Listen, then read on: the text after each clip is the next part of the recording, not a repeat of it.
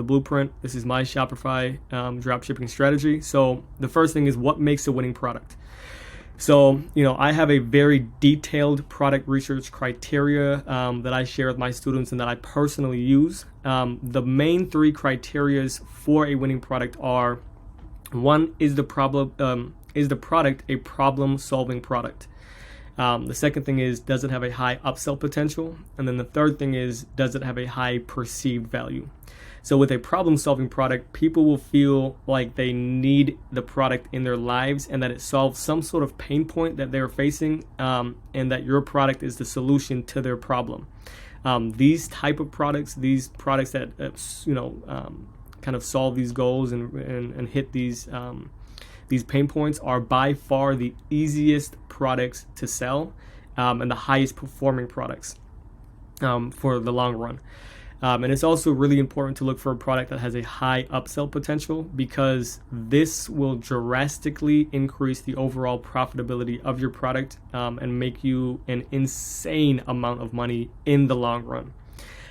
What I like to do is I like to have products that from the get-go check these boxes, because then you don't have to worry about facing all of these problems down the line once the product becomes a winner. When you pick the right product from the start, everything is easier down the line. And I'm all about making my life easier, not harder. With the high perceived value part of that, it means that the perception of the value of your product supersedes the actual cost of your product. And this ties right back into the product being problem solving. So for example, I'm sure you can think of tons of things in your own personal lives that you will pay money for that will either save you time, save you a headache, or just generally make your life easier. That is the type of products that make the most amount of money, and it also are the easiest to sell and easiest to find success with. So kind of just tagging off of that, I also look for products that are considered low ticket instead of looking for high ticket products. So I know that, if you've been doing your research into dropshipping at this point and watching a lot of, content on YouTube, you're going to kind of know or think that high ticket products are the way to go, because those have been popularized in the dropshipping space by YouTube gurus. But I'm here to tell you, low ticket is better. And the reason for this is because it takes a lot less money to test the product to see if it's a winner or not. And then you'll also be able to determine if it's a winner a lot quicker compared to testing a high ticket product. And that will save you time and money. And in this space, those are the two most important things. If you can save time, you're going to save a shit ton of money in the span of your journey. So low ticket products are also generally just less saturated. And with high ticket, you are forced to reduce your price to add a competitive advantage, which lowers your profit margin. So when a product is saturated, or when a strategy is saturated, you have to do something that, gives you a competitive advantage. Of why would someone want to buy your product or buy whatever you're selling when there's 10 other people or 20 other people selling the exact same thing? And a lot of times that is, cost reducing. And when you do that, you just kill your margin. And we're all in the space not to show all of these vanity metrics. You're in the space of making money. So if you're, having to lower your profit margin, then that kind of just defeats the purpose of why you've even started your own online business. But with high ticket products, you are basically making less money in an already saturated market, and you're forced to spend more money on ads to test if that product is going to be a winner or not. It just makes zero sense.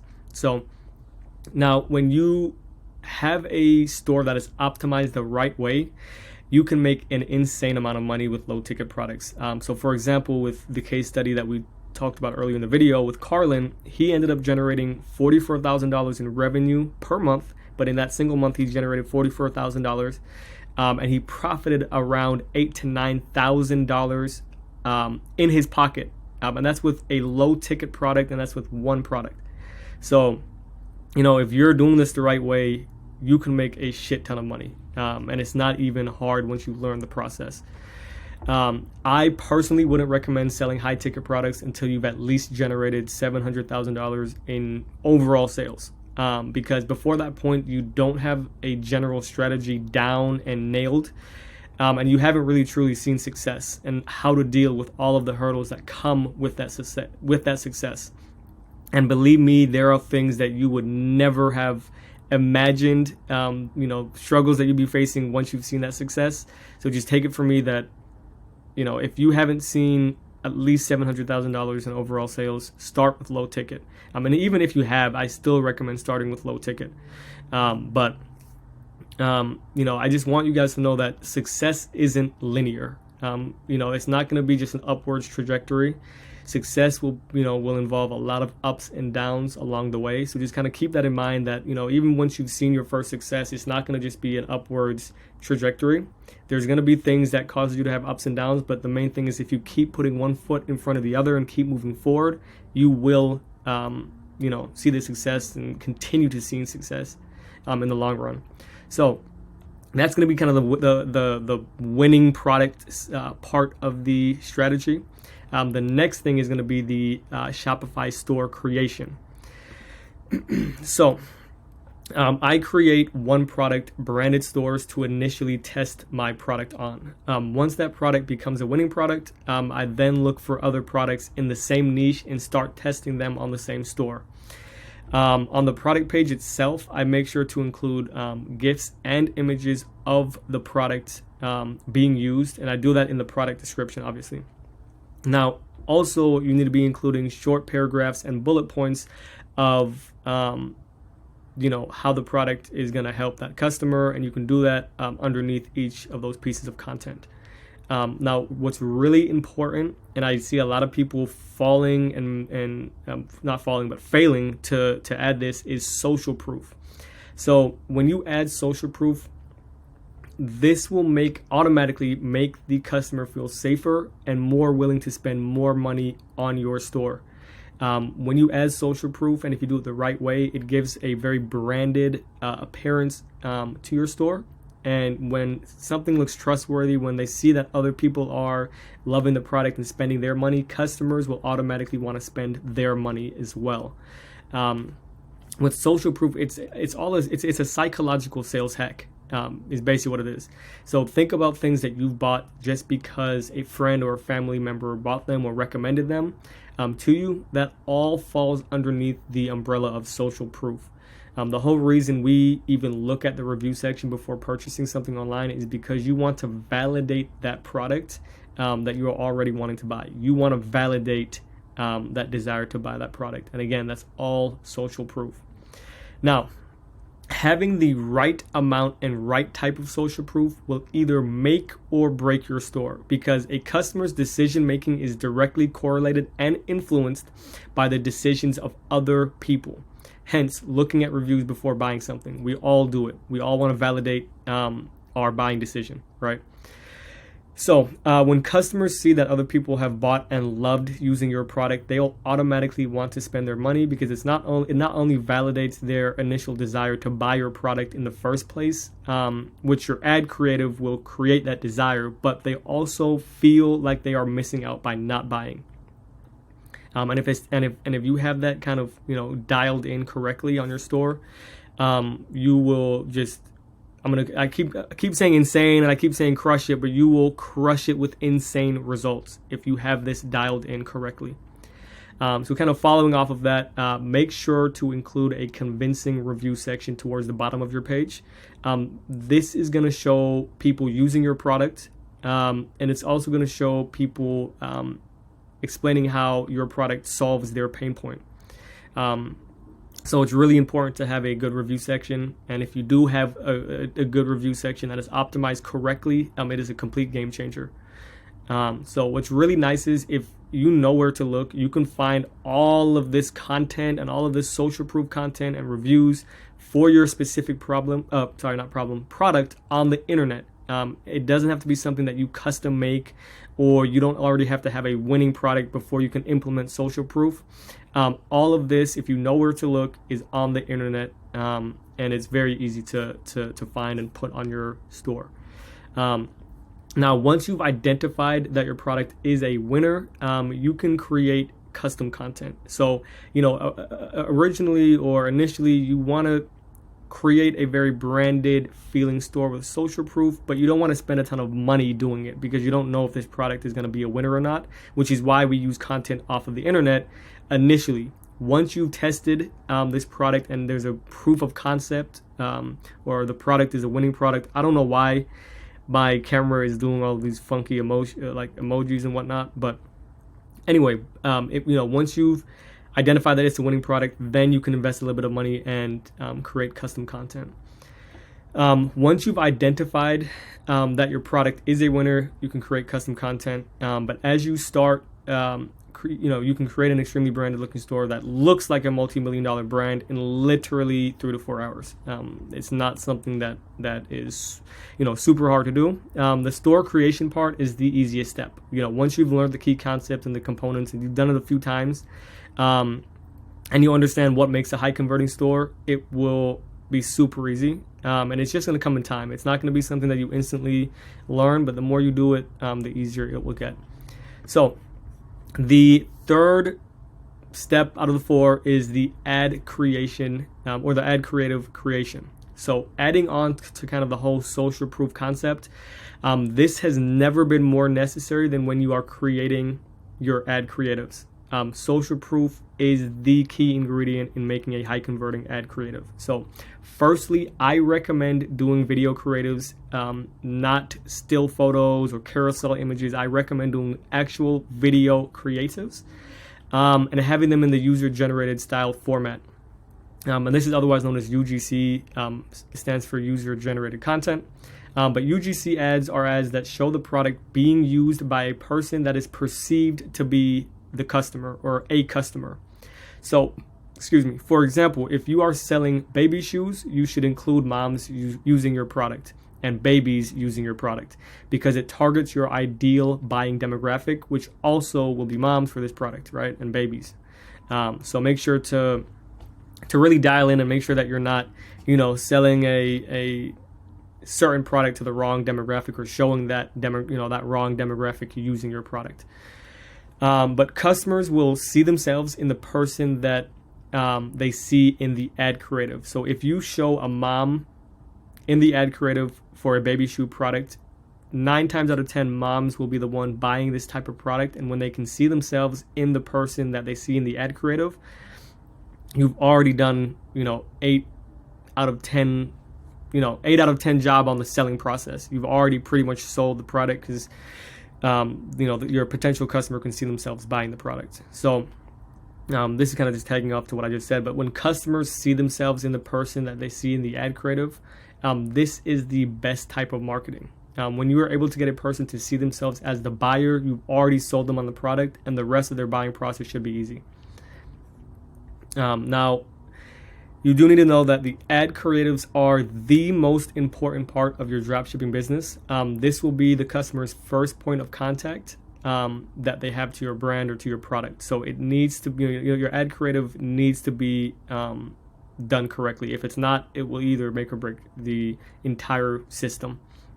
Again, like the website creation part, you can find all of the video content for your ad creative on the internet. You do not have to create that content yourself. As you scale your product and start doing, multiple 5 figures a month, you can then get custom content for your ad creatives.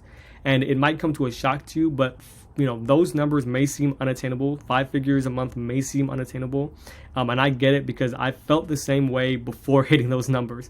I am not special or I'm not unique, but the process is. And if you follow this entire structure, you will get to multiple 5 figures per month very quickly and far beyond that. As humans, we always think that, the goal that we're trying to reach is unattainable until you reach that goal, and then it just goes up from there. So when you hit 5 figures a month and you're doing that, every month, that's going to become the new norm for you. And then your next goal that feels unrealistic will be 6 figures a month. And when you hit that goal, it just kind of keeps going up from there. But, prior to actually doing 5 figures a month or 4 figures a month or whatever that goal looks like to you, it's going to feel unattainable until you actually hit it. And then it's going to feel like, that's going to become the new norm for you.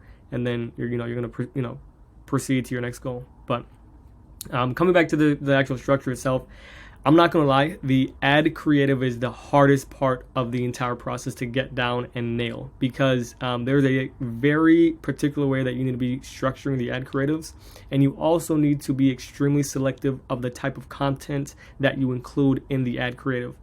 If you're in my mentorship, I personally walk you through exactly how to create a high converting ad creative. And I also have a dedicated video ad creative director that creates or that can create these for you until you get the process down. And that's what most of my students end up doing when they first start out. So the fourth and final kind of component of this structure is the paid ad testing strategy. To start, I always start my product tests with this testing strategy. I never deviate from the strategy, because when you deviate from a strategy, then what the hell is the point of even following it in the first place, or to even having a strategy? So give me a second. I'm gonna take a quick drink of water. My voice is super sore, and I was up all night, like 3 to 4 hours it took me to kind of get this entire structure typed up and laid out. So I hope that you guys are getting some value from this video, because it took me a shit ton of time and proofreading to make sure that it's all structured and all makes sense for someone that's a beginner or someone that's not already in the program. So you will start with one Facebook campaign at $50 per day. Within that campaign, you will include interest in each of the ad sets that are inside the campaign. So the interest should all be in the same niche of your product that you're selling. And what I even recommend is narrowing down that targeting to hyper-targeted interest groups in whatever niche you're selling in. So for example, to use the baby shoes product again, you're going to want to target, interests in that niche. So target moms, target certain baby stores. Make sure that when you're targeting on Facebook that you're not just targeting random shit. It needs to be correlated to the actual niche of the product that you're selling. So the Facebook advertising layout, if you're unfamiliar with how Facebook advertising, like the structure of that, you have the campaign level. You then have the ad set level, which will be inside the campaign level. And then inside the ad set level, you're going to have your ad creatives, which is going to be called the ad level. So the campaign level will contain your ad sets. The ad sets will include your targeting, which will be the interest, the ad placements, and then other demographics that you can target. And then within each ad set, you will have your ad creatives. So I hope that makes sense. And this took me, believe it or not, 30 minutes to create. So I hope it's helpful. But as you scale, you will create additional campaigns. And I always recommend scaling gradually. I never recommend to just start dumping money on something. So for example, if you're testing with a $50 a day budget, you would then increase by another $50 a day, bringing your total daily ad spend to $100 a day. And it increase incrementally. Do not go from $50 a day straight to $300 a day in ad spend. If you do this, you can kill the product's momentum and ultimately burn a ton of money before even having a proven concept to go off of. Take it from me, I've done this before and I've killed momentum of a product that if I would have just followed this strategy, at the time I didn't know this, but if I would have just scaled incrementally rather than just going from $50 to $300 a day, the product's longevity in life would have been a lot longer. So that is the 4 kind of step process and what the actual dropshipping strategy looks like. This is something that I teach all of my students, and that this is something that I use myself. And if you do this correctly, you are guaranteed to see results. So, in summary, it's key that you make sure to trust the process. As mentioned, this outline and this strategy has generated both myself and my students literally hundreds of thousands of dollars in profit. This is a proven to work concept. When you pair all 4 of these steps together, and if it's done right, you are guaranteed to see results. If you end up straying from the outline, if you end up straying from the strategy, you'll just end up wasting your money, time, and generally learn very little. Take it from me. Again, I've tried a ton of strategies. I've even tried merging different strategies together, and it just doesn't work. It does not work. So, do yourself the favor, follow the steps that we talked about, and save yourself the time. Okay? Now, if you think that I can help you achieve the results that you are looking for, schedule a consultation call with myself personally, where I will walk you through exactly how I can help you find results and your dream outcome. And if I think that you'd be a good fit for the program and for my one-on-one guidance, I will, present you with an offer. And if you accept it, we'll just hit the ground running.